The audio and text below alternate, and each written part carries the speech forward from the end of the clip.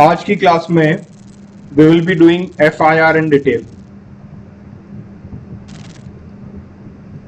FIR ये बहुत ही important topic है हर पर्सपेक्टिव से। अगर आप प्रैक्टिस करना चाहते हैं तो प्रैक्टिकल पर्सपेक्टिव से भी, and if you are preparing for judicial services तो मान के चलिए इस FIR के ऊपर क्वेश्चन आने की प्रोबेबिलिटी बहुत ज़्यादा होती है, specially DGS Delhi judicial services और हरियाणा। इसमें तो मान के चलिए कि FIR पे क्वेश्चन हम एक्सपेक्ट कर सकते हैं, तो इसको हम हर एंगल से कवर करने की कोशिश करेंगे। बेसिक्स भी करेंगे, बेरेक्ट क्या कह रहा है, प्रीलिम्स के पर्सपेक्टिव से भी करेंगे, और मेंस में जिस भी एंगल से क्वेश्चन बन सकता है हर उस एंगल को हम कवर करने की कोशिश करेंगे। तो चलिए शुरू करते हैं। सबसे पहले हम जो बेरेक्ट में बेसिक इंफॉर्मेशन दी गई है हम उसको समझते हैं, और फिर बेरेक्ट से हम जाएंगे डिटेल डिस्कशन पर। तो आप अपना बेरेक्ट निकाल लीजिए, या फिर आप स्क्रीन पे देखिए, यहाँ पर भी बेरेक्ट की कॉपी मैंने ले रखी है, तो यहाँ से हम करते हैं। तो सेक्शन 154 क्या कहता है? Information in cognizable cases. ठीक है, कॉग्निजेबल नॉन कॉग्निजेबल का डिफरेंस हम काफी बार कर चुके हैं। तो इंफॉर्मेशन अब क्या कर रहे हैं, हम कॉग्निजेबल केस में दे रहे हैं। Every information relating to the commission of a cognizable offence, if given orally to an officer in charge of a police station, shall be reduced to writing. तो सबसे पहले तो अगर आपके पास इंफॉर्मेशन आई है और वो राइटिंग में नहीं है तो सबसे पहले आप क्या करेंगे, उसको रिड्यूस इनटू राइटिंग कर लेंगे। जो ऑफिसर इंचार्ज है पुलिस स्टेशन का, वो उसको सबसे पहले क्या करेगा, रिड्यूस इनटू राइटिंग। ठीक है जी। उसके बाद इंफॉर्मेंट को वो पढ़ के सुना देंगे, read over to the informant, and every such information whether given in writing और reduced to writing as aforesaid shall be signed by the person giving it. तो क्या क्या हो गया? पहली चीज रिड्यूस्ड इनटू राइटिंग, दूसरी चीज उसको पढ़ के सुनाएंगे रेड ओवर, और अगर उसने ऑलरेडी रिटन में दिए तो रेड ओवर करने की जरूरत ही नहीं है। उसके बाद उसका साइन ले लेंगे, किस पर? दोनों स्थिति में, अगर वो राइटिंग में दी गई है और रिड्यूस इनटू राइटिंग दी गई है तो भी दोनों स्थिति में हम उसका साइन ले लेंगे। और ये जो सब्सटेंस होगा, FIR का जो सब्सटेंस होगा, उसको हम एंटर कर लेंगे एक बुक में, जो कि स्पेशली इसी पर्पज के लिए रखी जाती है। Shall be entered in a book to be kept by such officer in such form as the state government may prescribe in this behalf. This not important, बस आप ये समझ लीजिए कि इसकी एक हम एंट्री कर लेंगे एक रजिस्टर में, एक बुक में, और ये हो जाएगी हमारी FIR, फर्स्ट इंफॉर्मेशन रिपोर्ट हमने रजिस्टर कर ली है। ठीक है जी। अब कुछ स्पेसिफिक सेक्शंस हैं जहां पर एक स्पेशल रिक्वायरमेंट दी गई है। ये क्या कहता है कि अगर इंफॉर्मेशन, हमने क्या कहा था, इंफॉर्मेशन दी जा रही है कॉग्निजेबल केस में, अगर इंफॉर्मेशन दी जा रही है वुमन के द्वारा, और ऑफेंस कौन कौन से हैं? सेक्शन 326A, 326B, 354, ये सब वुमेन स्पेसिफिक ऑफेंसेस हैं। 354A, 54B, 54CD, ये लिस्ट आप चेक कर लीजिए, फिर रेप से रिलेटेड ऑफेंसेस आ जाते हैं। इनमें अगर खुद वुमन जिसके अगेंस्ट वो ऑफेंस हुआ है वो अगर इंफॉर्मेशन देती है तो भैया ये इंफॉर्मेशन कौन रिकॉर्ड करेगा? वुमन पुलिस ऑफिसर रिकॉर्ड करेगी, या फिर कोई और ऑफिसर, लेकिन वो वुमन होनी चाहिए। ठीक है। तो ये कई बार प्रीलिम्स में पूछ लिया जाता है कि अगर इंफॉर्मेशन कॉग्निजेबल ऑफेंस में इन ऑफेंसेस से रिलेटेड है, ये पूरी लिस्ट आपको याद होनी चाहिए। 326A और 354 की श्रृंखला है, फिर 376 की श्रृंखला है। इनमें अगर ऑफेंस या तो हुआ है या अटेम्प्ट हुआ है, और वो जो विक्टिम है खुद अगर उसकी इंफॉर्मेशन देने गई है, तो भैया वुमन पुलिस ऑफिसर या एनी वुमन ऑफिसर उसको रिकॉर्ड करेगा। ये प्रीलिम्स में पूछा जाता है, तो आपको ये फंडा बिल्कुल क्लियर होना चाहिए। ठीक है। उसके बाद आ जाइए आप अगले पॉइंट पर। अगर जिसके अगेंस्ट ऑफेंस हुआ है, और वही सब सेक्शन है 354A, 54B, ये लिस्ट आप देख लीजिएगा यहां से, और वो बंदा मेंटली या फिजिकली डिसेबल्ड है, जो विक्टिम है वो मेंटली या फिजिकली डिसेबल्ड है, तो इंफॉर्मेशन जब रिकॉर्डिंग होगी तो एक तो उसके रेजिडेंस पर होगी, जो विक्टिम उसके रेजिडेंस पर होगी, या फिर किसी ऐसी कन्वीनियंट जगह पर जहां पर वो व्यक्ति बताए कि ठीक है जी यहां पर आप रिकॉर्ड कर लीजिए इंफॉर्मेशन को, और साथ में इंटरप्रेटर और स्पेशल एजुकेटर भी वहां पर होना चाहिए। ठीक है। तो मैंने आपको क्या बताया कि अगर वो व्यक्ति, अगर वो महिला, अगर वो व्यक्ति फिजिकल या मेंटली डिसेबल्ड है तो कहां पर इंफॉर्मेशन ली जाएगी? उसके घर पर या किसी ऐसी जगह पर जहां पर वो व्यक्ति बताए, convenient place of such person choice, और इंटरप्रेटर और स्पेशल एजुकेटर का वहां पर प्रेजेंस होनी चाहिए ताकि वो इंटरप्रेट करके बता सकें कि वो सही मायने में क्या इंफॉर्मेशन देना चाह रहा है। ठीक है। दूसरी बात, हर वो इंफॉर्मेशन, ऐसी इंफॉर्मेशन कौन से वाली जो अभी हम बात कर रहे थे, उसकी वीडियोग्राफी करानी जरूरी है। ठीक है, जिसमें विक्टिम जो है वो फिजिकली या मेंटली डिसेबल्ड है, और इन केसेस में 354 वाले जो केसेस हैं। उसके बाद जो सबसे अगली इंपॉर्टेंट बात आती है, जैसे ही ये इंफॉर्मेशन आई तो पुलिस को जितना जल्दी हो सके जुडिशियल मजिस्ट्रेट के सामने सेक्शन 164(5)(a) का क्लॉज ए की जो मजिस्ट्रेट के सामने रिकॉर्ड होती है स्टेटमेंट, वो रिकॉर्ड करानी है। ठीक है, ये 164 हम डिटेल में करेंगे, लेकिन अभी के लिए आप इतना समझ लीजिए कि भैया विक्टिम, आपके पास जानकारी आई कि ऐसा ऑफेंस हुआ है, आप विक्टिम के घर पे गए, आपने विक्टिम के घर पे जाके इंफॉर्मेशन को रिकॉर्ड किया, आपने साथ में इंटरप्रेटर और स्पेशल एजुकेटर लेके गए, साथ में आपने उसकी वीडियोग्राफी कराई, और जितना जल्दी हो सके आप उस विक्टिम की स्टेटमेंट जुडिशियल मजिस्ट्रेट के सामने रिकॉर्ड कराएंगे सेक्शन 164। ठीक है जी। अब आ जाती है इंपॉर्टेंट बात। अब इंपॉर्टेंट बात की लिंकिंग है यहां से। ये कह रहा है, जब हमने शुरुआत में किया था कि भैया आपके पास इंफॉर्मेशन आई तो आप उसको रिड्यूस इनटू राइटिंग कर लेंगे, रेड ओवर करके सुना देंगे इंफॉर्मेंट को, उसका साइन ले लेंगे, और चौथा आता है उसको एक कॉपी दे देंगे। एक कॉपी एफआईआर की हमें उसको देनी है। अब देखिए, कॉपी होती है 4। ये स्टैच्यू मतलब सीआरपीसी में नहीं मिलेगा आपको, लेकिन बेसिक अंडरस्टैंडिंग आपकी होनी चाहिए। एक कॉपी तो आपने दे दी इंफॉर्मेंट को, एक कॉपी जाती है जी मजिस्ट्रेट के पास, जो उस थाने के अंडर जो मजिस्ट्रेट, उस थाने के ऊपर जो मजिस्ट्रेट लगा है, एरिया मजिस्ट्रेट, उसके पास जाएगी अकरेंस रिपोर्ट के रूप में। अकरेंस रिपोर्ट क्या है ये हम आगे की क्लासेस में करेंगे, अभी के लिए आप इतना समझ लीजिए कि एक कॉपी मजिस्ट्रेट के पास जाएगी, एक कॉपी जाएगी एसपी के पास, who is the head of the police of that district, और एक कॉपी रहेगी पुलिस थाने में जो इन्वेस्टिगेशन करेगा आईओ के पास। ठीक है जी, तो इसकी टोटल 4 कॉपी बनती हैं। चलिए, ये अपना बेसिक बेरेक्ट से क्लियर हो गया। इसमें प्रीलिम्स के सवाल कुछ कुछ बन सकते हैं, और थोड़ा बहुत प्रोसेस आपको बेरेक्ट का क्लियर होना चाहिए था। बेरेक्ट में अभी रह गया सेक्शन 154 का सब सेक्शन 3, इसको हम थोड़ी डिटेल में बाद में करेंगे जब इसके बारे में चर्चा शुरू होगी। चलिए, अब हम अपना टॉपिक डिस्कशन वाइज शुरू करते हैं। तो देखिए, फर्स्ट इंफॉर्मेशन रिपोर्ट। चलिए, सबसे पहले हम ये देखते हैं कि फर्स्ट इंफॉर्मेशन रिपोर्ट का मतलब क्या है।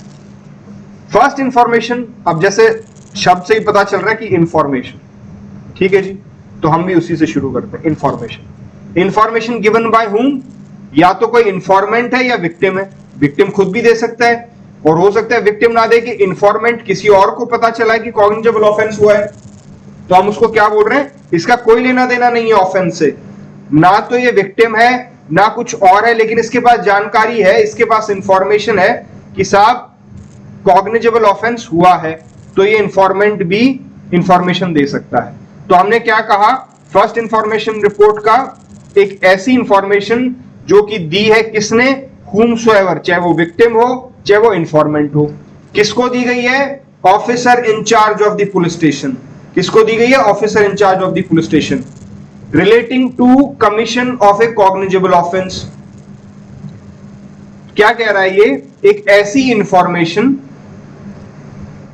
जो कि दी है किसने, whomsoever, कोई भी हो सकता है, विक्टिम भी हो सकता है, इंफॉर्मेंट भी हो सकता है। दी किसको है, OICPS, officer in charge of the police station, और रिलेटिंग टू कि साहब एक कॉग्निजेबल ऑफेंस जो है वो कमिट हो गया है। This is very important. FIR में इंफॉर्मेशन जो होती है वो होती है कि एक कॉग्निजेबल ऑफेंस कमिट हो गया है। ठीक है, अब एक इंपॉर्टेंट बात समझ लेते हैं। It shall be first in point of time. It shall be first in point of time, and on the strength of which the investigation into that offence is commenced. अब जैसे मैंने कहा कि हम इसके जो उसका नॉमेनक्लेचर उसी से मतलब समझने की कोशिश करते हैं। हमने इंफॉर्मेशन से मतलब समझने की कोशिश की, अब हम समझते हैं इस फर्स्ट का क्या तात्पर्य है। ये सबसे पहली इंफॉर्मेशन होनी चाहिए। First in point of time, वो इंफॉर्मेशन जो सबसे पहली है और जिस इंफॉर्मेशन के आते ही पुलिस ने इन्वेस्टिगेशन शुरू की है, क्योंकि इससे पहले तो पुलिस को पता ही नहीं था कि ऐसा कुछ हो गया। ये इंफॉर्मेशन पुलिस के पास आई तो ही पुलिस ने इन्वेस्टिगेशन की शुरुआत की। ठीक है, अब एक एग्जांपल देखते हैं, उससे आपको और क्लियर हो जाएगा। एक व्यक्ति जाता है थाने में और वो फॉलोइंग स्टेटमेंट्स देता है। ठीक है, ध्यान से समझिएगा स्टेटमेंट्स। पहले दिन गया, वो डे 1 पे गया, उसने स्टेटमेंट दी कि एक वुमन जिसका नाम एस है, she had left her house last night with ornaments on her person. मतलब उसके पास ऑर्नामेंट्स है, उसके शरीर पर ऑर्नामेंट्स है और वो कल शाम से घर पर नहीं है, उसने घर वो she has left her house. ठीक है, तो क्या ये एफआईआर मानी जाएगी? फर्स्ट इंफॉर्मेशन मानी जाएगी?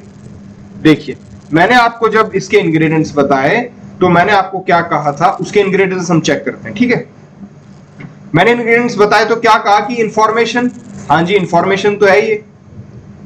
ठीक है, गिवन बाय whomsoever, कोई बात नहीं, एक इंफॉर्मेंट दे रहा है चाहे वो विक्टिम ना हो। Given to officer in charge police station, ये भी है। तो अपने 1 इंग्रेडिएंट पूरा, 2 इंग्रेडिएंट पूरा, 3 इंग्रेडिएंट पूरा।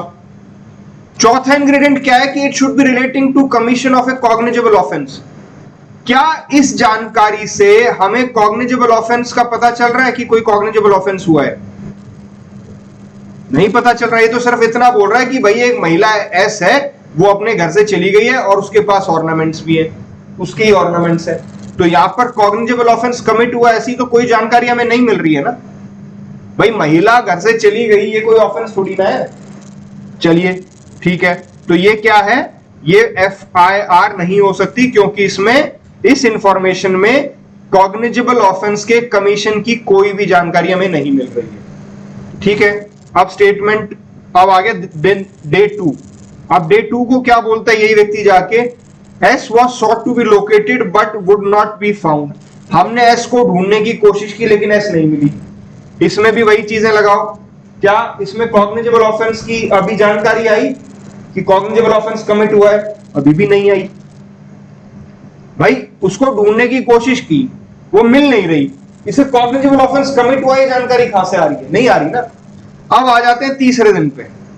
तीसरे दिन वो व्यक्ति जाके कहता है पुलिस स्टेशन में कि भैया क्योंकि एस रिटर्न नहीं रही, क्योंकि एस रिटर्न नहीं कर रही है तो मुझे शक है, I suspect that M and L had taken her somewhere and she might have been killed by them for the sake of ornaments.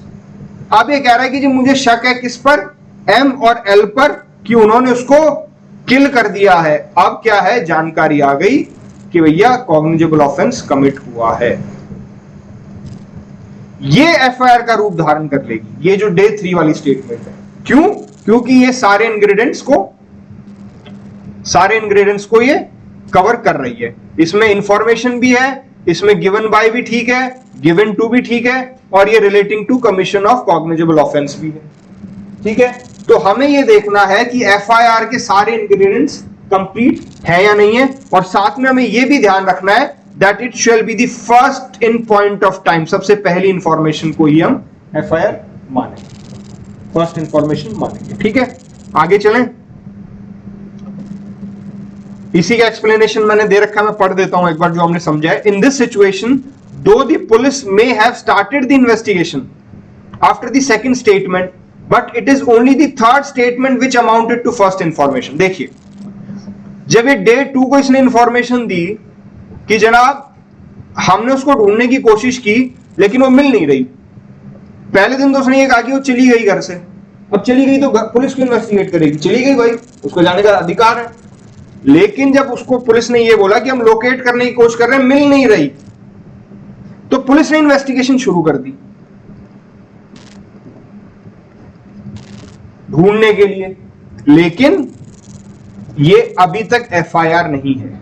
FIR कौन सी होगी? एफआईआर ये होगी। बेशक पुलिस ने यहां पे इन्वेस्टिगेशन शुरू कर दी, भाई पुलिस ढूंढे भी तो दी ना कि क्यों नहीं मिल रही, लेकिन अभी तक उनको कमीशन ऑफ कॉग्निजेबल ऑफेंस की कोई जानकारी नहीं है। तो क्या रीजन है? Statement 1 and 2 does not relate to cognizable offence, where statement 3 relates to cognizable offence, जो मैंने अभी आपको समझाया है। ठीक है, तो I hope this is clear. एक इंपॉर्टेंट बात जो एफआईआर का बहुत इंपॉर्टेंट इंग्रेडिएंट है वो क्या है? वो ये कहता है कि जो इंफॉर्मेशन आएगी वो वेग या इनडेफिनेट नहीं होनी चाहिए। जो 154 में इंफॉर्मेशन आ रही है जिसको हम एफआईआर में कन्वर्ट करेंगे, वो इंफॉर्मेशन वेग या इनडेफिनेट नहीं होनी चाहिए। If the allegation made in the FIR are taken at the face value and accepted in their entirety, do not constitute an offense, such will not be treated as an FIR. जो शब्द आए हैं, जो information आई है, अगर उस information से ये क्लियरली नहीं पता चल रहा है कि कॉग्निजेबल ऑफेंस कमिट हो चुका है, तो उसको हम एफआईआर नहीं मानेंगे। क्लियरली एस्टेब्लिश होना चाहिए उस इंफॉर्मेशन से कि जनाब कॉग्निजेबल ऑफेंस कमिट हुआ है। अगर वो स्टेटमेंट वेग या इंडेफिनिट है तो हम उसको एफआईआर नहीं मानेंगे। This is something very important. ठीक है, अब हम आगे चलते हैं। अब हम करेंगे बहुत इंपॉर्टेंट टॉपिक। हरियाणा में 2-3 बार ये सवाल पूछा गया है, दिल्ली में भी पूछा जाता है और बहुत फ्रीक्वेंटली पूछा जाता है। इनफैक्ट मैं ये कहूंगा कि अगर ये क्वेश्चन आपके मेंस में आता है तो जिस तरीके से, जिस फ्लो में मैंने इसमें लिखा है या जिस फ्लो में मैं आपको समझाऊंगा, आप एग्जैक्टली ऐसे कैसे लिख के आइएगा। I am of the opinion कि ये बेस्ट तरीका रहेगा। ठीक है, सवाल क्या है? सवाल ये है कि भैया क्या पुलिस ऑफिसर के लिए ये जरूरी है कि वो एफआईआर लॉन्च करे? हम फिल्मों में देखते हैं, हम आम जिंदगी में देखते हैं कि एक आदमी गया एफआईआर लिखवाने के लिए, लेकिन पुलिस ने एफआईआर नहीं लिखी। क्या पुलिस ऐसा कर सकती है? क्या पुलिस के ऊपर ये मैंडेटरी ऑब्लिगेशन है कि अगर जानकारी आ गई तो इसे एफआईआर लिखनी ही पड़ेगी? इस चीज को हम समझने की कोशिश करते हैं। इस चीज के समझने की शुरुआत हमें करनी पड़ेगी Lalita Kumari versus government of UP and others 2013 supreme court. बहुत ही ज्यादा इंपॉर्टेंट केस है, आपको बिल्कुल याद होना चाहिए इस केस की साइटेशन। 5 जज बेंच थी, speaking through P Sathasivam chief justice. Chief justice थे पी सदाशिवम, उन्होंने ही जजमेंट दी थी और 5 जज बेंच इसमें बैठा था।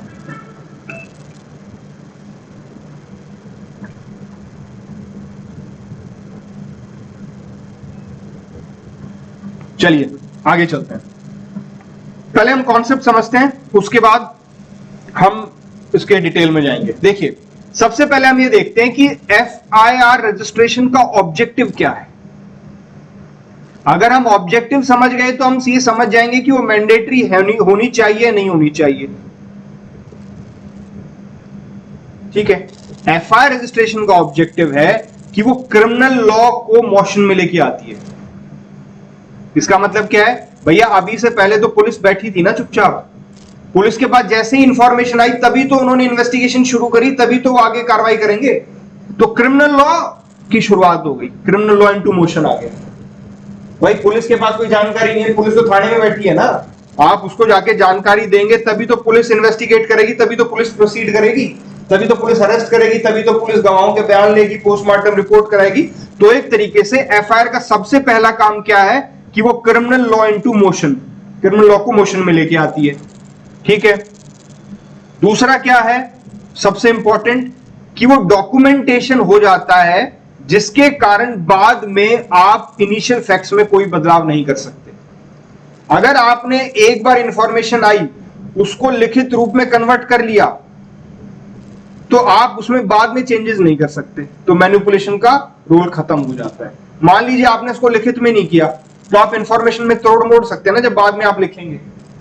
तो दो इंपॉर्टेंट रोल क्या है एफआईआर के? सबसे पहला इंपॉर्टेंट रोल है कि वो क्रिमिनल लॉ इनटू मोशन को कर देता है, क्रिमिनल लॉ इनटू मोशन हो जाएगा। और दूसरा, क्योंकि डॉक्यूमेंटेशन हो गया, एफआईआर लिखित में होगी तो बाद में आप उसमें गड़बड़ नहीं कर सकते, लेटर चेंजेस नहीं कर सकते। In order to avoid any foul play रोकने के लिए ये जरूरी है कि पुलिस का हर एक्शन डॉक्यूमेंटेड हो, क्योंकि अगर पुलिस का एक्शन डॉक्यूमेंटेड नहीं है तो वहां पर फाउल प्ले की प्रोबेबिलिटी रहती है। ठीक है, तो ये दो ऑब्जेक्टिव अगर हमें समझ में आ गए तो अब हम चलते हैं आगे। आगे क्या है?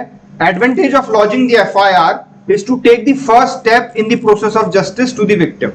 Moreover, lodging of FIR promotes rule of law as the criminal matter is brought on record and justice can be delivered. It also brings the investigation process into action. ये वही बात रिपीट कर रहा है जो हमने यहां पे समझी है।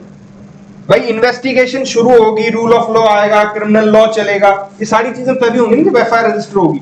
अगर एफआईआर रजिस्टर ही नहीं होती, मान लीजिए एक डिस्ट्रिक्ट में चोरी हुई है 100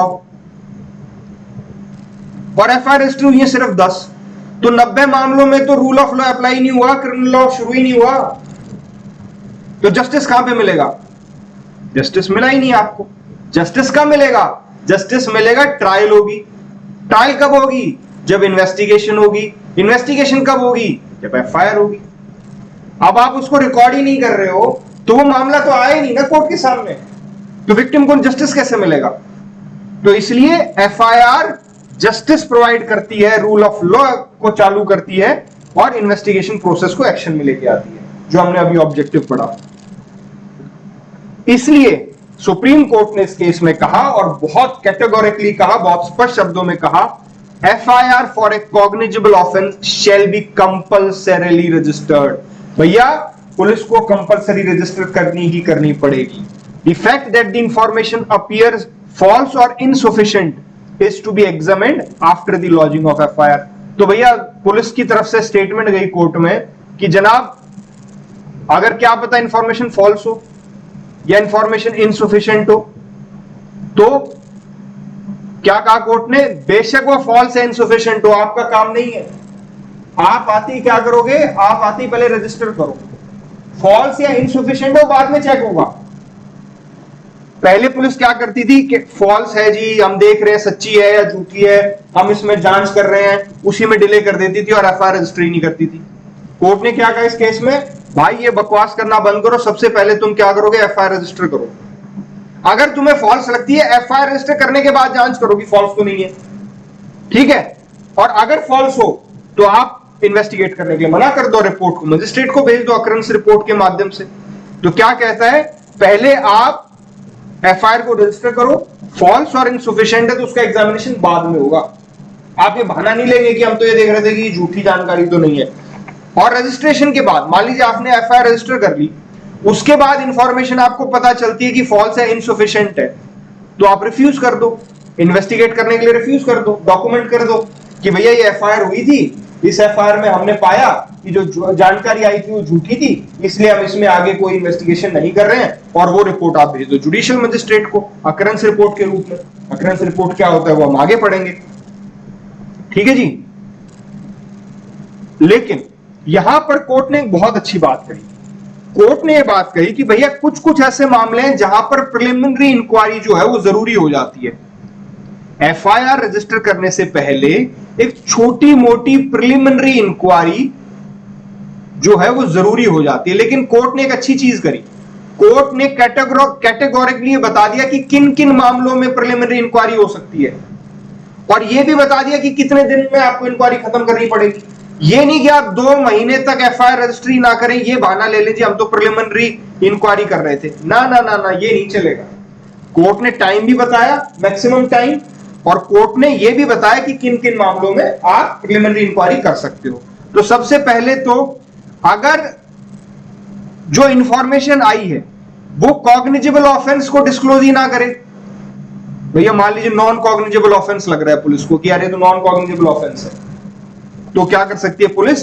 प्रिलिमिनरी इन्वेस्टिगेशन या इंक्वायरी कर सकती है एफआईआर लॉन्च करने से पहले, सिर्फ क्या देखने के लिए कि हाँ जी कॉग्निजेबल मामला ही है, क्योंकि एफआईआर सिर्फ कॉग्निजेबल मामले में हो सकती है। अगर पुलिस को डाउट है कि ये कॉग्निजेबल है या नॉन कॉग्निजेबल है, तो पुलिस को ठीक है आप इंक्वायरी कर लीजिए, ये कंफर्म करने के लिए कि हाँ कॉग्निजेबल ही है। इंफॉर्मेशन झूठी है सच्ची है ये नहीं देखना, ये देखना है कि जो कहा गया है कि जी जनाब ये ऑफेंस हुआ है, ये ऑफेंस कॉग्निजेबल है या नॉन कॉग्निजेबल, पुलिस को डाउट है, क्लियरिटी नहीं है, तो उसकी आप इंक्वायरी कर लो, ठीक है। चलिए आगे चलते हैं। दूसरा, कुछ कैटेगरीज और दे दी कोर्ट ने इस केस में, जिन कैटेगरीज में प्रिलिमिनरी इंक्वायरी कर सकता है पुलिस ऑफिसर एफआईआर रजिस्टर होने से पहले। वो कौन से हैं? मैट्रिमोनियल फैमिली डिस्प्यूट्स, भाई शादी विवाह के केस हैं, परिवार का कोई केस है। तो इनमें मान लीजिए शादी विवाह का कोई केस है, एक पक्ष ने जाके एफआईआर कर दी, इंफॉर्मेशन दे दी, आप उस पर एफआईआर कर दें, अब दोनों पक्षों में दिक्कत रहेगी। तो ऐसे मामलों में क्या करना है, आपको पहले प्रिलिमिनरी इंक्वायरी करनी है कि झूठी तो नहीं है, कुछ गड़बड़ तो नहीं है, ठीक है भी या नहीं है। दूसरा कमर्शियल ऑफेंसेस, आईपीसी में जो कमर्शियल ऑफेंसेस हैं। तीसरा मेडिकल नेग्लिजेंस का केस, मान लीजिए ए ने आरोप लगाया है डॉक्टर श्रीवास्तव पर कि डॉक्टर श्रीवास्तव के लापरवाही के कारण ए का जो बेटा है वो मर गया। तो जो मेडिकल नेग्लिजेंस के केस है वहां पर भी पुलिस क्या है, प्रिलिमिनरी इंक्वायरी कर सकती है। उसके बाद आता है करप्शन के केसेस, ठीक है। उसके बाद आता है cases where there is abnormal delay, जहां पर एबनॉर्मल डिले है इन्वेस्टिगेशन, वो सॉरी इंफॉर्मेशन देने में। उदाहरण क्या है इसका, मान लीजिए 3 महीने के बाद उसने उसके बारे में जानकारी दी और उस सेटिस्फैक्टरी एक्सप्लेन नहीं कर पा रहा। मान लीजिए ए कहता है पुलिस स्टेशन में जाके कि जनाब बी ने ये कॉग्निजेबल ऑफेंस 3 महीने पहले किया है। तो भैया जब 3 महीने पहले किया तो आप अब तक कहां थे? अगर इसने सेटिस्फैक्टरी जवाब दे दिया तो कोई दिक्कत नहीं है। अगर ये सेटिस्फैक्टरी जवाब नहीं देता है तो पुलिस इंक्वायर कर सकती है एफआईआर रजिस्टर करने से पहले कि भैया ये मामला है भी या नहीं। लेकिन जैसा मैंने कहा, कोर्ट ने एक बहुत अच्छा काम किया इसमें। एक तो ये कैटेगरीज बता दी जिसमें प्रिलिमिनरी इंक्वायरी अलाउड है, बाकी किसी कैटेगरी में नहीं है। बाकी कैटेगरीज में तो आपको एफआईआर करनी ही करनी पड़ेगी। एक तो कैटेगरीज बता दी और दूसरा क्या किया, ये the preliminary inquiry shall be completed within 15 days. Maximum 15 दिन का टाइम है भाई। ये नहीं कि तुम उस जानकारी पर, उस इंफॉर्मेशन पर तुम उसको रख के बैठ जाओ और तुम रजिस्ट्री ना करो। मैक्सिमम 15 दिन का टाइम है। 15 दिन में आपको जो इंक्वायरी करनी है, प्रिलिमिनरी इंक्वायरी, वो कर लो और उसके बाद आपको एफआईआर रजिस्टर करनी मैंडेटरी है, ठीक है। इसमें एक बात कही गई, आर्ग्यूमेंट आया स्टेट की तरफ से कि जनाब अगर आप कंपलसरी रिलॉजिंग ऑफ एफआईआर कहेंगे तो इससे तो बहुत दिक्कत हो जाएगी। क्या दिक्कत हो जाएगी? अरेस्ट के मामले बहुत ज्यादा अरेस्ट करने पड़ेंगे लोग, मोर इंसिडेंट्स ऑफ अरेस्ट। भाई एफआईआर होते ही आपको इन्वेस्टिगेशन करनी है। इन्वेस्टिगेशन करने के लिए आपको अक्यूज को अरेस्ट करना है। तो अगर हर मामले में हम एफआईआर करने लगे तो ऐसे तो अक्यूज अरेस्ट होता रहा, मतलब लोगों के अरेस्ट होने की जो संख्या वो काफी बढ़ जाएगी। तो कोर्ट ने बड़े प्यार से एक बात कही, भाई एफआईआर लॉन्च करने का मतलब ये थोड़ी ना है कि आपको अरेस्ट भी करना है। अरेस्ट तो आप उसी मामले में करेंगे ना जिसमें आप जांच करके पा रहे हैं कि कुछ गड़बड़ है। एफआईआर लॉन्च करने का मतलब ये तो नहीं ना कि आप सीधा अरेस्ट कर लेंगे। एफआईआर लॉन्च करने का मतलब कि आपने इन्वेस्टिगेशन शुरू करी, इन्वेस्टिगेशन के बाद आपको लगता है कि गड़बड़ नहीं है तो आप मत अरेस्ट करो। The lodging of FIR does not per se mean that the accused shall be arrested. ऐसा तो है नहीं ना कि एफआईआर लॉन्च होते ही आपको अक्यूज को अरेस्ट करना है।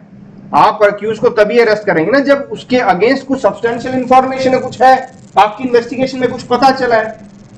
तो इसलिए ये वाला लॉजिक तो कम से कम नहीं चलेगा। साथ में ये भी कहा गया कि जी ऐसे तो बहुत मिसयूज हो जाएगा एफआईआर का, जिसकी भी दुश्मनी है वो जाकर अपने दुश्मन के ऊपर झूठी एफआईआर दर्ज कर देगा। तो उसमें कोर्ट ने कहा कि भैया सेक्शन 182 आईपीसी में झूठी एफआईआर के मामले दर्ज किए जा सकते हैं और आप उसका सही से उपयोग करेंगे तो झूठी एफआईआर के मामले भी लोअर डाउन हो जाएंगे। तो ये हमें लॉजिक मत दो कि जनाब अगर हम एफआईआर कंपल्सरी रजिस्टर होगी तो झूठी एफआईआर आ जाएगी। झूठी एफआईआर आएंगी, जिसने झूठी एफआईआर दर्ज कराई उस पर आप 182 आईपीसी का मुकदमा चलाओ। लेकिन ये क्या बात है कि आप एफआईआर ही ना करो। तो इस तरीके से Lalita Kumari versus government of UP and others 2013 supreme court में ये कैटेगोरिकली बता दिया गया कि भैया एफआईआर लॉन्च करना मैंडेटरी है पुलिस ऑफिसर, वो मना नहीं कर सकता। इसमें एक छोटी सी इंफॉर्मेशन अगर आप और इसमें ऐड कर देते हैं, वैसे तो आंसर अपने आप में पूरा है, लेकिन अगर आप ये भी ऐड कर देते हैं तो एग्जामिनर पर और अच्छा प्रभाव पड़ेगा। Before Lalita Kumari case in state of Haryana versus Bhajanlal 1992 supreme court and Ramesh Kumari है कुमार, एक सेकंड लेट मी चेक, ये मैं बाद में इसमें कंफर्म कर दूंगा। Ramesh Kumari versus NCT of Delhi 2006 supreme court, honourable SC has held the registration of FIR is compulsory. ऐसा नहीं है कि ललिता कुमारी केस में इन्होंने कहा, उससे पहले state of Haryana versus Bhajanlal के केस में भी, और Ramesh Kumar versus NCT of Delhi 2000, Ramesh Kumari है ये, it's not Kumari, Ramesh Kumar versus NCT of Delhi 2006 supreme court के मामले में भी ऑनरेबल सुप्रीम कोर्ट ने यह कहा था कि कंपलसरी होनी चाहिए। लेकिन ललिता कुमारी क्योंकि 5 जज बेंच थी तो ये जजमेंट ज्यादा इंपॉर्टेंट है, और इस जजमेंट में इस चीज को लेकर डिटेल में डिस्कशन हुआ था, हर पहलू पे डिस्कशन हुआ था, और कैटेगरीज बताई गई थी कि किन कैटेगरीज में आप प्रिलिमिनरी इन्वेस्टिगेशन कर सकते हैं। एक बार मैं साइटेशन चेक कर लेता हूं, ये रमेश कुमार है, रमेश कुमारी है, मोस्ट प्रॉब्ली रमेश कुमार है, लेकिन क्यों गलती से लिखा गया वो मैं एक बार चेक कर लेता हूं, just give me a second.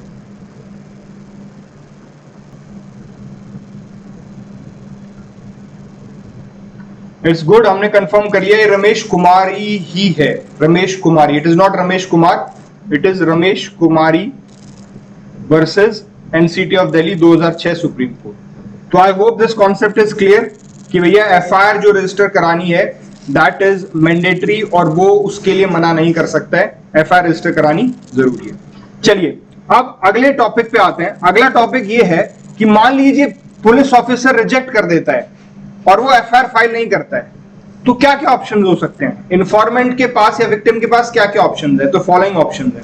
सबसे पहले तो वो 154(3) application to the superior police officer, 154(3) में मान लीजिए पुलिस स्टेशन गए आप, वहां पर आपकी एफआईआर रजिस्टर करने के लिए मना कर दिया है, चलिए जी मना कर दिया, नहीं कर रहे हैं, उनकी दादागिरी है, आपने बता दिया ललिता कुमारी में बोला है भैया, उसके बाद भी नहीं कर रहे हैं, तो उसके बाद आप क्या करेंगे? 154(3) 154(3) आपको बोलता है कि आप सुपीरियर ऑफिसर के पास एप्लीकेशन लगाएंगे। अब इसलिए 154(3) को पढ़ लेते हैं, क्या कहते हैं, क्या कहता है 154(3)? Any person aggrieved by refusal on the part of officer in charge of a police station to record the information may send the substance of such information in writing and by post to the superintendent of police, who if satisfied that such information discloses the commission of a cognizable offence shall either investigate the case himself or direct an investigation to be made by any police officer subordinate to him। चलिए ये कह रहा है कि अगर आपकी information record नहीं हुई, मतलब इंफॉर्मेशन एफआईआर रजिस्टर नहीं हुई, तो आप क्या करेंगे? आप एसपी सुपरिटेंडेंट ऑफ पुलिस, जो जिले का सबसे बड़ा पुलिस अधिकारी है, उसको आप राइटिंग में बाय पोस्ट, राइटिंग में बाय पोस्ट आप एक एप्लीकेशन लगाएंगे कि जनाब ये ऐसे ऐसे ऑफेंस हुआ है कॉग्निजेबल, और मेरी जो एफआईआर है वो रजिस्टर नहीं की जा रही। उसके बाद अगर एसपी साहब सेटिस्फाइड हो गए कि हाँ आपकी जो जानकारी है उससे क्लियर पता चल रहा है कि कॉग्निजेबल ऑफेंस कमिट हुआ है, तो या तो एसपी साहब खुद इन्वेस्टिगेट करेंगे उस केस को, या वो ऑर्डर कर सकते हैं investigation by any subordinate police officer. ठीक है, तो सिंपल सी बात है कि अगर आपकी एफआईआर रजिस्टर नहीं हो रही है तो आप एसपी साहब को एप्लीकेशन लगाएंगे, राइटिंग में होगी, बाय पोस्ट होगी, और उस एप्लीकेशन के बिना पर अगर एसपी साहब सेटिस्फाइड है तो या तो खुद इन्वेस्टिगेट करेंगे या वो ऑर्डर कर सकते हैं कि कोई और पुलिस ऑफिसर इन्वेस्टिगेट करे। ठीक है, तो मैंने आपको कहा कि अगर पुलिस आपकी एफआईआर रजिस्टर नहीं कर रही है तो आपके पास क्या क्या ऑप्शंस हैं, हम उनको डिस्कस कर रहे थे। तो पहली चीज तो हमें क्लियर हो गई कि भैया हमें 154(3) में application to the superior police officer, हमारे पास ये ऑप्शन है। ठीक है, अब उसके बाद आ जाइए 156(3). 156(3) को हम काफी बार डिटेल में कर चुके हैं। 156(3) की एप्लीकेशन लगेगी मजिस्ट्रेट के पास कि आप पुलिस ऑफिसर को इन्वेस्टिगेशन और एफआईआर रजिस्ट्रेशन का ऑर्डर करें। ये हमने पिछली क्लास में भी डिटेल में किया था, 156(3) की पावर जब हमने मजिस्ट्रेट की थी। तीसरा ऑप्शन है कि आप कंप्लेंट केस डाल दें।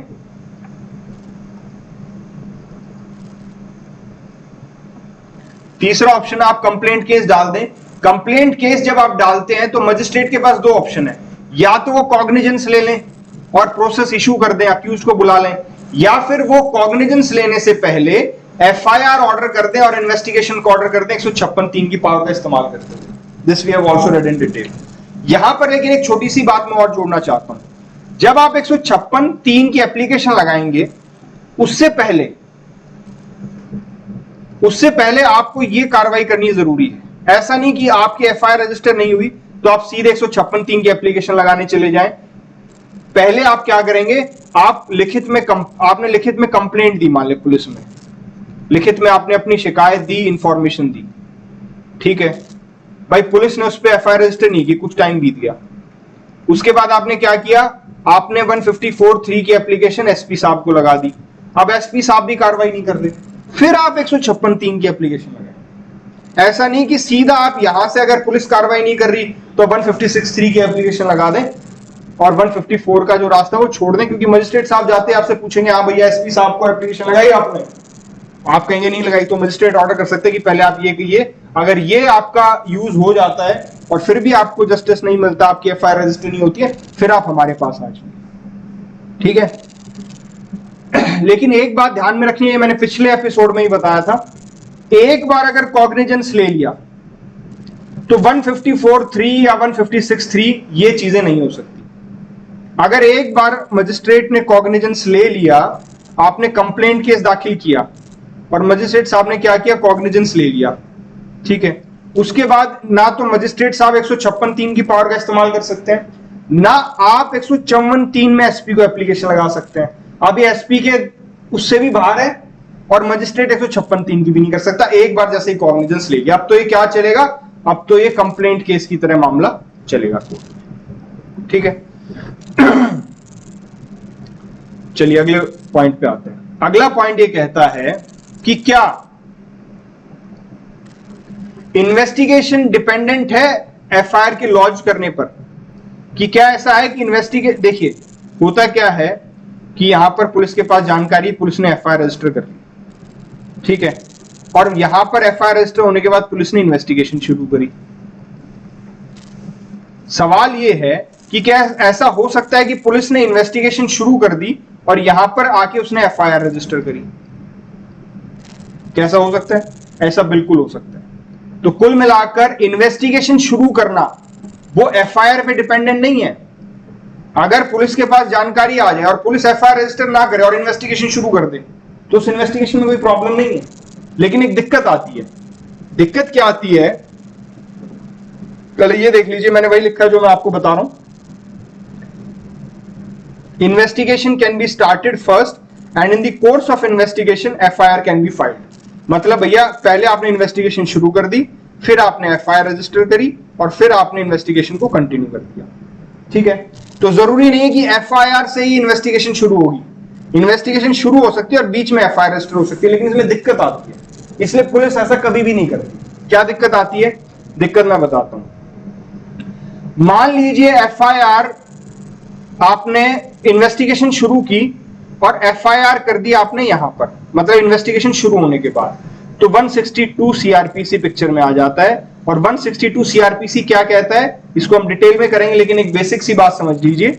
वो ये कहता है जनाब कि एक बार इन्वेस्टिगेशन शुरू हो जाए तो कोई भी स्टेटमेंट जो पुलिस को दी गई है उसका इस्तेमाल नहीं हो सकता।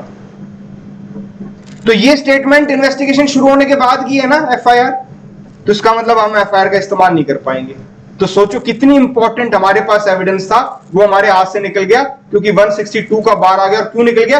क्योंकि वो इन्वेस्टिगेशन शुरू होने के बाद हमने लिखी। अगर एफआईआर लिखते और फिर इन्वेस्टिगेशन करते तो 162 के बार से बच जाते ना।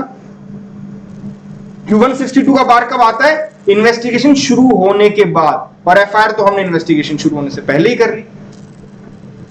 Getting the point? तो I hope this is clear. Such FIR which has been recorded after starting the investigation will be hit by section 162. Statement recorded during course of 162 का क्या है मैं वही बता रहा हूं। उसको साइन नहीं किया जा सकता और उसको यूज नहीं किया जा सकता। हम 162 डिटेल में करेंगे, लेकिन तब तक आप इतना समझ लीजिए कि भैया 162 ये कहता है कि एक बार इन्वेस्टिगेशन शुरू हो गई तो कोई भी स्टेटमेंट जो पुलिस को दी है, किसी ने भी दी है, उसका इस्तेमाल नहीं हो सकता। अब अगर इन्वेस्टिगेशन शुरू हो गई और यहां पर आपने एफआईआर दर्ज करी तो ये क्या स्टेटमेंट हुई? 162 का बार आ जाएगा कि भैया आप इसका इस्तेमाल नहीं कर सकते। लेकिन अगर आप ठीक ठाक दिमाग लगाते हैं, पहले एफआईआर करते हैं और फिर इन्वेस्टिगेशन शुरू करते हैं, तो this FIR is before the investigation starts, तो 162 का बार नहीं आया। तो इसका सॉल्यूशन क्या है? सॉल्यूशन वही है जो मैंने आपको बताया, first launch the FIR and then investigate. पहले एफआईआर लॉन्च कीजिए और फिर इन्वेस्टिगेट कीजिए। उससे फायदा क्या होगा? A vital piece of corroborative evidence is preserved and saved from being hit by 162। मैंने वही आपको बताया कि सेक्शन 162 से हिट करने से हम उसको बचा लेंगे, और बहुत इंपॉर्टेंट पीस ऑफ एविडेंस होता है एफआईआर कॉरबोरेटिव वैल्यू रखता है। दूसरा फायदा, the PO will have a concrete document upon which the investigation will be started and can be taken in the right direction। भैया एफआईआर रजिस्टर करने के बाद अगर ये एफआईआर रजिस्टर की और उसके बाद अगर आप इन्वेस्टिगेशन कर रहे हैं तो एक डॉक्यूमेंट रहेगा पुलिस ऑफिसर के पास हमेशा, गाइडिंग डॉक्यूमेंट, जिससे वो देखता रहेगा कि क्या मैं सही दिशा में इन्वेस्टिगेशन कर रहा हूं। तो इसलिए it is suggested and recommended कि भैया एफआईआर पहले रजिस्टर कीजिए और फिर इन्वेस्टिगेशन कीजिए। लेकिन ऐसा कोई रूल नहीं है कि इन्वेस्टिगेशन नहीं हो सकती, एफआईआर बाद में नहीं हो सकती। एफआईआर हो सकती है लेकिन 162 की प्रॉब्लम आ जाएगी, इसलिए हम ज्यादातर क्या करते हैं, एफआईआर पहले रजिस्टर करते हैं फिर इन्वेस्टिगेशन करते हैं। ठीक है जी, अब समझते हैं हम। एक सेकंड, कितने टॉपिक रह गए आज के?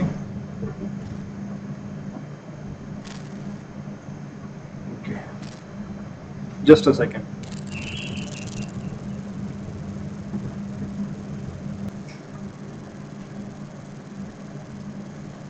चलिए,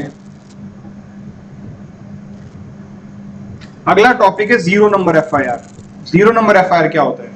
देखिए, कई बार आपने सुना होगा कि पुलिस ये कह देती जी हमारी जुरिस्डिक्शन का मामला नहीं है, ये हमारे थाने की जुरिस्डिक्शन नहीं है। फिल्मों में आपने बहुत बार सुना होगा, ठीक है, अगर रियल लाइफ में नहीं सुना है तो मूवीज में आपने सुना होगा कि आप उस थाने में जाइए, हमारी जुरिस्डिक्शन का मामला नहीं है। तो हालांकि पुलिस ऐसा कर नहीं सकती। क्यों? Police can not refuse to take FIR citing lack of jurisdiction. Police ये नहीं कह सकती कि जनाब हम इस इंफॉर्मेशन को नहीं लेंगे क्योंकि हमारी जुरिस्डिक्शन में नहीं आता, हम एफआईआर नहीं रजिस्टर करेंगे। तो फिर तरीका क्या है? क्योंकि पुलिस को मैंडेटरी कर लेना पड़ेगा, तो इसका तरीका ये है भैया कि आप एफआईआर ले लीजिए लेकिन उसको कोई नंबर असाइन मत कीजिए और उसको ट्रांसफर कर दीजिए उस थाने का जिस थाने की जुरिस्डिक्शन में वो आता है, और वहां पे जाके उसकी नंबरिंग हो जाएगी। देखिए, अगर आपने कभी एफआईआर की कॉपी देखी हो तो एफआईआर की कॉपी पर क्या होता है, एफआईआर नंबर होता है, रेफरेंस नंबर। ठीक है, मान लीजिए 62 ऑफ 2019 या 2021 चल रहा है। ठीक है, इस तरीके से उस पर नंबर होता है 62, 63, कुछ भी नंबर, मतलब जिस भी सीक्वेंस में वो चल रहा है। ठीक है, तो मान लीजिए आप इस थाने में चले गए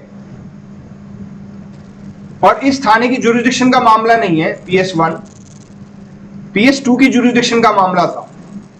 आप गए हो PS1 में, तो PS1 ये नहीं कह सकता कि भैया हमारी जुरिस्डिक्शन नहीं है, तो PS1 क्या करेगा, PS1 उसको रजिस्टर कर लेगा, लेकिन उसको कोई नंबर नहीं देगा। जैसे एफआईआर को नंबर देना होता है, उसको कोई नंबर नहीं देगा। रजिस्टर करने के बाद वो PS2 को ट्रांसफर कर देगा और यहां पर जब एफआईआर चली जाएगी तो यहां पर उसकी नंबरिंग हो जाएगी। ठीक है, तो ऐसी एफआईआर को हम क्या कहते हैं, which is not numbered and which is transferred to its jurisdiction PS, इसको हम जीरो नंबर एफआईआर कहते हैं।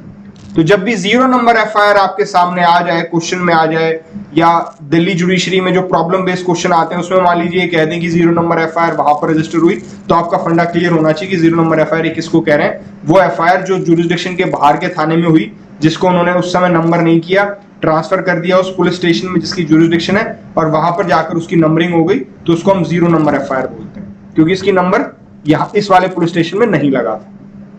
ठीक है, अब आप आगे चलते हैं। अच्छा, इसमें एक चीज आपको समझने की जरूरत है कि अगर सिचुएशन इतनी अर्जेंट है तो इन्वेस्टिगेशन जीरो नंबर एफआईआर पे भी शुरू हो सकती है। ऐसा नहीं कि जीरो नंबर एफआईआर पे इन्वेस्टिगेशन शुरू नहीं होगी, बिल्कुल हो सकती है। अगर मान लीजिए अर्जेंसी है, कुछ केस इस तरीके का कि कुछ अर्जेंसी है, तो जीरो नंबर एफआईआर पर भी इन्वेस्टिगेशन शुरू हो सकती है। आप समझते हैं एंटी टाइम्ड और इवेंट एफआईआर। देखिए, होता क्या है, एफआईआर की जो रिपोर्टिंग है वो ऑलमोस्ट इमीडिएटली होनी चाहिए इंसिडेंट अकर होते ही, या फिर जैसे ही आपकी नॉलेज में इंसिडेंट आया है। ठीक है, इसका फंडा क्या है कि एफआईआर जो है ना वो प्रॉम्प्ट होनी चाहिए साथ के साथ, क्योंकि जैसे ही टाइम गैप आ गया तो फैब्रिकेशन के चांसेस बढ़ जाते हैं। मान लीजिए इंसिडेंट हुआ है 2:02 पे दिन में, ठीक है, और आप इंफॉर्मेशन दे रहे हो 5:02 पे, तो आपको 3 घंटे मिल गए ना अच्छे से सोचने का, फैब्रिकेट करने का, कुछ भी कहानी जोड़ने का। तो एफआईआर के बारे में कहा जाता है कि एफआईआर हमेशा प्रॉम्प्ट होनी चाहिए, और उसका मैंने रीजन बता दिया कि फैब्रिकेशन के चांसेस चले जाते हैं, स्पॉन्टेनिटी रहती है। भाई मान लीजिए जैसे ही ऑफेंस हुआ 2:02 पे, आपने 5 मिनट में एफआईआर दर्ज करा दी, तो स्पॉन्टेनियस एक्शन है ना, ये सोचने का टाइम ही नहीं है, दिस इज स्पॉन्टेनियस। और एफआईआर के मामले में स्पॉन्टेनिटी बहुत इंपॉर्टेंट है, ठीक है। अब होता क्या है कि जो पुलिस वाले होते हैं वो थोड़े से शरारती होते हैं। वो कैसे शरारत करते हैं, मान लीजिए इंफॉर्मेशन आई है आपके पास आज, मान लीजिए 23/04/2021 शाम के 5 बजे इंफॉर्मेशन आई है इस टाइम। तो पुलिस क्या कर सकती है, या तो इसको रजिस्टर कर सकती है बैक डेट में, 21/4 की कर दी इन्होंने, या इंफॉर्मेशन आई है पुलिस ने रजिस्ट्री नहीं की और इन्होंने रजिस्टर किए 26 को और कह रहे हैं जी हमारे पास तो 26 को ही जानकारी आई थी, जबकि जानकारी इनके पास 23 को आ चुकी है। तो या तो वो प्री डेट करें या वो पोस्ट डेट करें। इसके मतलब दोनों मामलों में फर्जीपना तो है ना। ऐसे फर्जीपने को हम कहते हैं एंटी टाइम्ड एफआईआर और इवेंट एफआईआर, और इसको फॉल्स एफआईआर भी बोला जाता है। तो जैसे ही कोर्ट को ये पता चल जाता है तो कोर्ट कॉशियस हो जाता है कि गड़बड़ कर रखी है इन्होंने कुछ। भाई डेट क्यों बदलेगा कोई, तुम्हारे पास इंफॉर्मेशन आ गई है, तुम रजिस्टर 2 दिन पहले कर रहे हो या 2 दिन बाद कर रहे हो, तो कुछ गड़बड़ है ना। तो यहां पर मजिस्ट्रेट को या कोर्ट को रेज डाउट हो जाएगा, ठीक है, और उसी हिसाब से विद कॉशन कोर्ट इसमें आगे बढ़ेगा, ठीक है। अब मैं एक चीज समझो यहां पर, देखो ये जो छोटे छोटे कॉन्सेप्ट है ना तुम्हारे कहां पर काम आएंगे। हो सकता है कभी भी एग्जाम में ये ना पूछे कि एंटी टाइम्ड एफआईआर क्या होता है, नहीं पूछेंगे, ठीक है, आई एग्री, लेकिन कहां पर काम आएगी ये चीज। मान लीजिए दिल्ली जुडिशरी का पेपर है, दिल्ली जुडिशरी में आप मान के चलिए कि आपको 2 पेज की एक प्रॉब्लम मिलेगी क्वेश्चन के 2 पेज पे प्रॉब्लम होगी पूरी बड़ी और उसके आखिरी में वो कह देंगे डिसाइड, पूरी प्रॉब्लम लिखने के बाद वो बोल देंगे डिसाइड। अब उसमें आपको ये छोटी छोटी चीजें ढूंढनी है, आपको देखना है कि एफआईआर हुई, क्या एफआईआर टाइमली हुई। जैसे ही आपको वहां पे पता चले कि एफआईआर तो इवेंट एफआईआर है भैया, तो आप क्या करोगे, वहां पे लिखोगे कि इवेंट एफआईआर थी, इसलिए इसको क्वेश्चन से देखना चाहिए, कोई सेटिस्फैक्टरी जवाब आया है या नहीं आया, नहीं आया तो आप उस एफआईआर पे भरोसा नहीं करेंगे, तो आपको प्रॉब्लम सॉल्व होने में फायदा मिला ना। तो जो बारीकियां हैं, जो प्रॉब्लम के केस में जो बारीकियां आएंगी, प्रॉब्लम के क्वेश्चन में जो बारीकियां आएंगी, उसके लिए हमें ये सारे कॉन्सेप्ट डिटेल में समझने की जरूरत है। उसी श्रृंखला में हम आगे पढ़ते हैं डिले इन लॉजिंग एफआईआर। मान लीजिए जनाब वही बात है, आपके अगेंस्ट ऑफेंस हुआ है 22 तारीख को और आप पुलिस में जानकारी दे रहे हो 30 तारीख को, तो ये डिले हुआ ना। तो उसी को फिर से करते हैं, एफआईआर शुड बी प्रॉम्प्ट, ये हमने अभी पढ़ा। और क्यों प्रॉम्प्ट होनी चाहिए, क्योंकि इससे फॉल्स इंप्लीकेशन और ट्यूटरिंग, भाई सिखाना जो होता है इंफॉर्मेंट को, वो खत्म, उसके चांसेस खत्म हो जाते हैं। अगर एफआईआर एकदम स्पॉन्टेनियस है, प्रॉम्प्ट है, तो ट्यूटरिंग के और फॉल्स इंप्लीकेशन के चांस खत्म हो जाएंगे। तो हम क्या कह रहे हैं कि FIR relies on spontaneity, FIR जो है स्पॉन्टेनियस होनी चाहिए, ठीक है।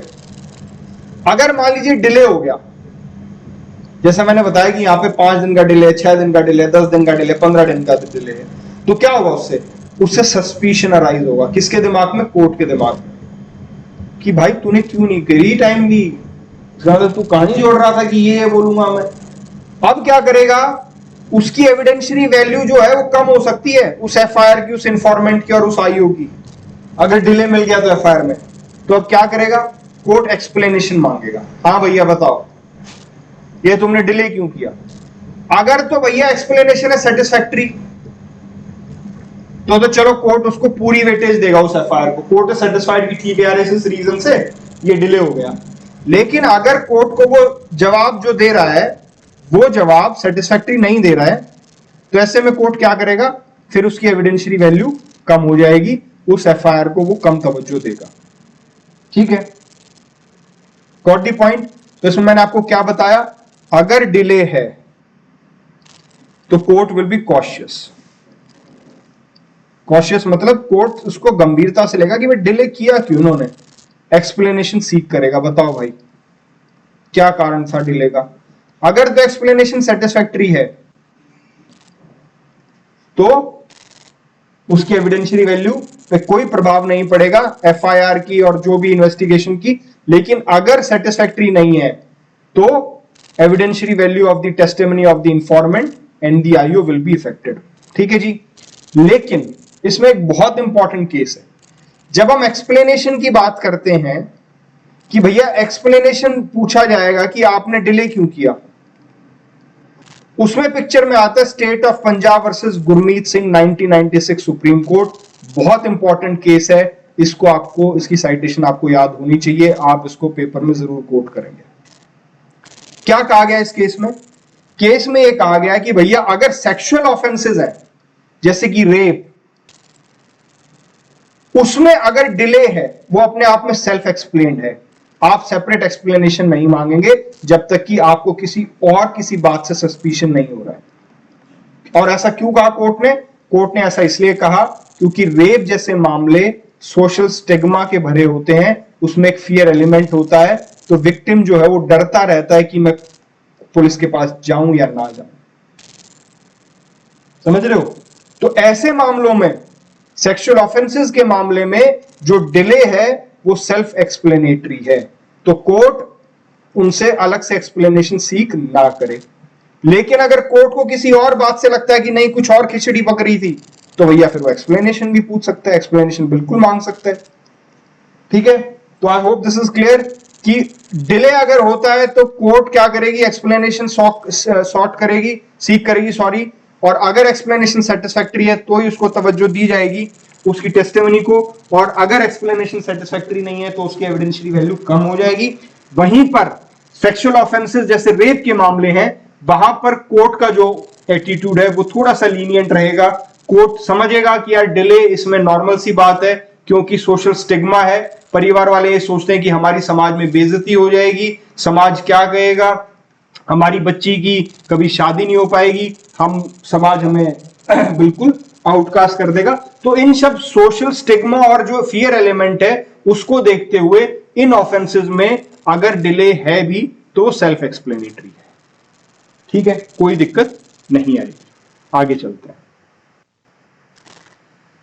अगली बात जो है वो ये है कि क्या एक चाइल्ड या लुनेटिक एफआईआर फाइल कर सकता है? क्या एक चाइल्ड या लुनेटिक एफआईआर फाइल कर सकता है? तो भैया जो लुनेटिक और अनसाउंड माइंड का कॉन्सेप्ट हम हर जगह पढ़ते आए, चाहे वो कॉन्ट्रैक्ट हो, चाहे वो आईपीसी हो, कहीं भी पढ़ते हैं, वही हम यहां पर अप्लाई करेंगे। क्या कि अगर उस फेज ऑफ टाइम में अगर वो नॉर्मल है जिस समय वो एफआईआर लॉन्च कर रहा है, अगर वो नॉर्मल है उस फेज ऑफ टाइम में, तो बिल्कुल एफआईआर लॉन्च की जा सकती है, और उस फेज ऑफ टाइम में भी जिस समय उसको इंफॉर्मेशन मिली है। ठीक है जी, तो ल्यूनेटिक और अनसाउंड माइंड का व्यक्ति भी एफआईआर लॉन्च कर सकता है। उसके बाद आता है चाइल्ड। क्या बच्चा एफआईआर लॉन्च कर सकता है? देखिए एविडेंस एक्ट में हमने पढ़ा था कि अगर बच्चा अंडरस्टैंड कर सकता है as a witness, if he can understand the question and give rational answers, तो हम उसका एविडेंस एक्सेप्ट करते हैं। तो अगर वो विटनेस हो सकता है तो एफआईआर भी रजिस्टर कर सकता है। तो अगर बच्चा इतना समझदार है कि वो चीजों को समझ सकता है, उसके रैशनल आंसर दे सकता है, तो वो एफआईआर भी रजिस्टर कर सकता है। ठीक है, मैं दोबारा से आपको एक चीज बोलता हूं, देखो होगा क्या, आपको ना दिल्ली जुडिशियल के पेपर में और हो सकता है हरियाणा में भी अगर वो प्रॉब्लम पूछ लें तो प्रॉब्लम आएगी एक। उसमें प्रॉब्लम में कैसे कैसे फैक्ट होंगे मैं बताता हूं। जैसे क्या होगा, उसमें लिख देगा कि भैया एफआईआर जो करने गया वो बच्चा गया, भाई एक बच्चा और एक माँ सो रहे थे घर में, तो उसकी जो माँ थी उसका मर्डर हो गया। बच्चे ने क्या कहते हैं, बच्चे ने है ना 10 साल का बच्चा है, उसको स्कूल में पढ़ाया था कि 100 नंबर पे पुलिस होती है, तो उसने 100 नंबर पे पुलिस को फोन करके ये सारी जानकारी दे दी। तो क्या ये एफआईआर मानी जाएगी? तो बिल्कुल मानी जाएगी। तो वहां पर चाइल्ड का आ गया सवाल, क्या बना कि क्या चाइल्ड एफआईआर रजिस्टर कर सकता है?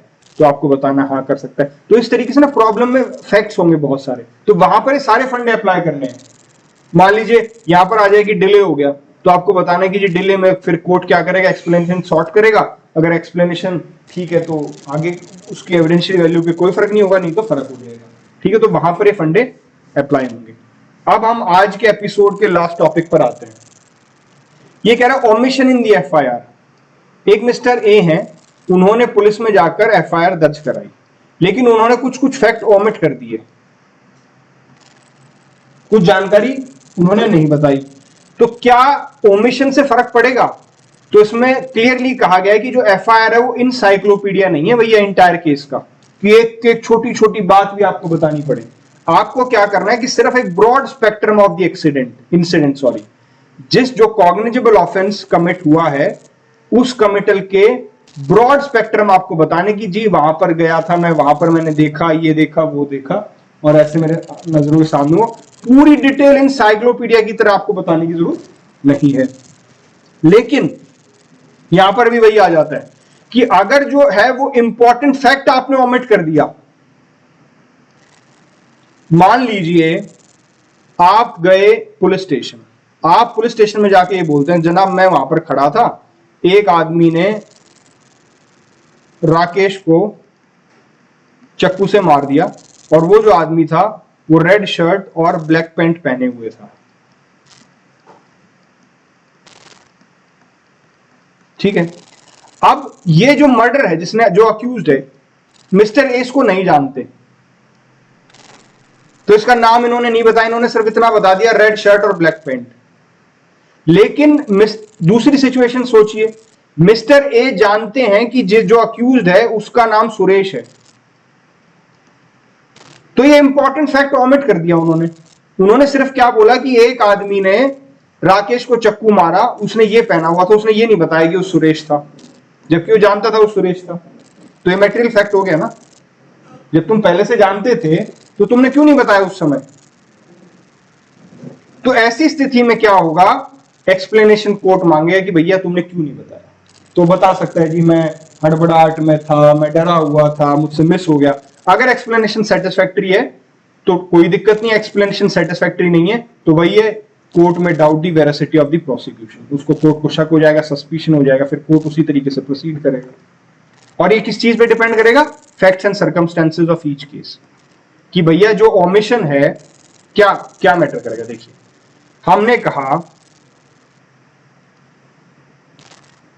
हमने आपको ये कहा कि ओमिशन जो है वो ज्यादा मटेरियल चीज नहीं है, क्योंकि इनसाइक्लोपीडिया नहीं होती एफआईआर की वो एक एक चीज बताए, सिर्फ आपको ब्रॉड स्पेक्ट्रम बताना है। ठीक है, लेकिन साथ में ये कहा कि अगर इंपॉर्टेंट फैक्ट ओमिट हो गया तो कोर्ट आपसे एक्सप्लेनेशन सीख कर सकता है, फिर दिक्कत हो जाएगी। तो वो इंपॉर्टेंट फैक्ट है या नहीं है वो किस पे डिपेंड करेगा? केस टू केस, केस के फैक्ट पे डिपेंड करेगा। अब जैसे हमने दो यहां पर सिचुएशन डील करी, पहली सिचुएशन में मिस्टर ए अक्यूज्ड को नहीं जानते थे, इसलिए उन्होंने उसका नाम एफआईआर में नहीं बताया, उन्होंने सिर्फ ये बता दिया रेड शर्ट और ब्लैक पैंट।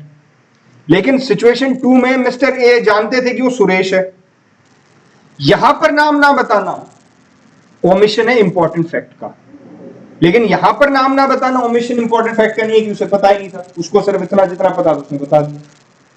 ठीक है, तो I hope all the concepts are clear. इसको वीडियो को बार बार सुनना, बहुत इंपॉर्टेंट टॉपिक है, बार बार सुनेंगे, बार बार याद करेंगे, तब ये चीजें याद होंगी। जितने भी केस लॉज मैंने कम से कम केस लॉज बता रहा हूं वो सभी केस लॉज टिप्स पे कर लो। और अब मिलते हैं अगले एपिसोड में। Thank you.